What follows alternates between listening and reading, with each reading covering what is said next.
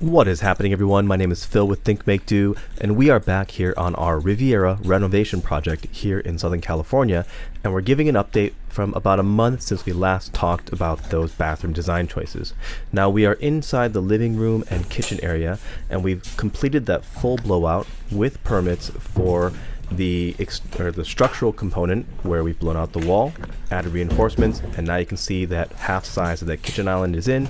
Most of our plumbing is in, including that pot filler that I love so much. We've also updated the window here and made space so that we can fit the kitchen cabinets along the wall. You can also see that a lot of the holes in the ceiling, that's all of our ceiling lighting that has been planned out. We also have a new wall that is separating this hallway, and we're turning this into the laundry room space, or your kind of wet mud room. In a larger home, this hallway will act as that mud room. We have our gas, and we have the vent, but it actually needs to extend over. So I'm going to talk to the guys about that and get that moved over so that all of our electrical plumbing utilities are in one space together.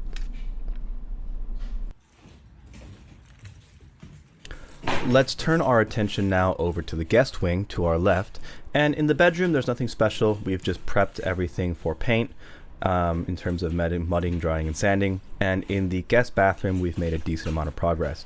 You can see in this current shot, we have the tile that has been set in and caulked. And if you remember, we have vertical tile on the accent wall as well as in the shower. And then on the floor, we have horizontal black tile running kind of in parallel, I guess. It matches essentially, the lines flow. Now, a couple issues. Looking at this view before the caulk went in, when we looked at the shower niche, we found that it wasn't placed correctly where we had designed it to go, and the horizontal floor tile wasn't exactly done to our plan as well. Some of the corners were cut, and just that's what happens, I guess, when you're not there to make sure the tile setter knows exactly what you're doing. So don't trust that they'll look at your drawings and do as you say. More like trust and verify, right? I would actually say it's ideal to be there the day the tile setter starts their work. Make sure you confirm with them, even if you have a general contractor, because you know what? It just gets missed. Anyway, this is our mosaic floor with the trapezoids, and as you can see, we have a linear drain.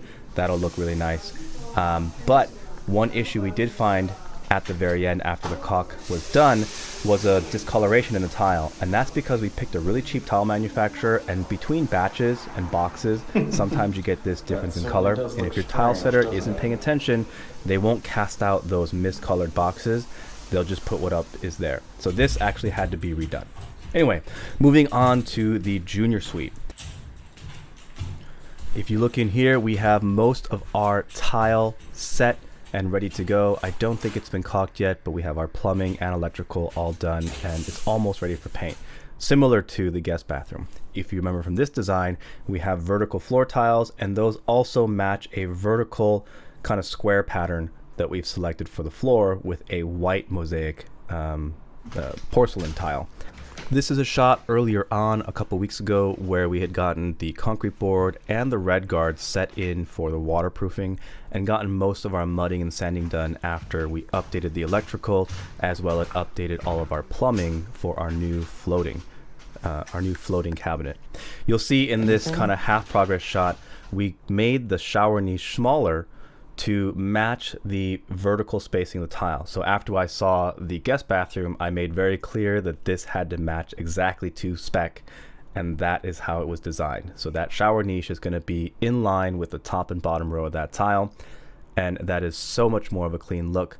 This also is a larger format tile, I think like 3x12, and it was much better quality. We paid maybe 30% more for these tiles, and so there was no discoloration. So lesson learned, buy a better type of tile, and you won't have these labor-based issues where you're trying to work with cheaper materials.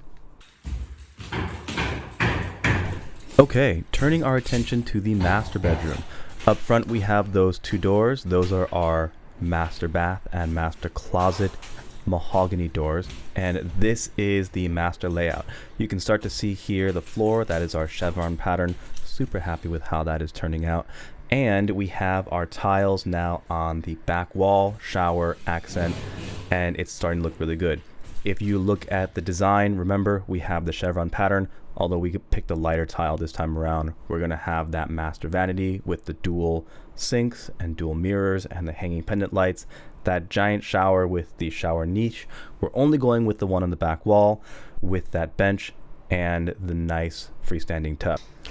This first shot here is from a couple weeks ago. We had just gotten the drywall taken up and we had gotten just the first couple of tiles set. And what I'm doing right here is checking to make sure that the tile setter was making everything super flush and that edge where the tile end is also super flush.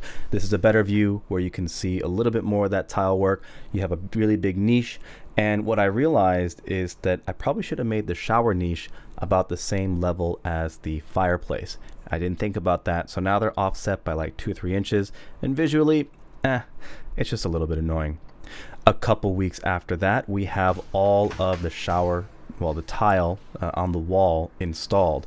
And what I'm doing is checking the corner where all the 4 tiles come together, especially in these types of patterns where it's a grid. You want to make sure those corners are super flush.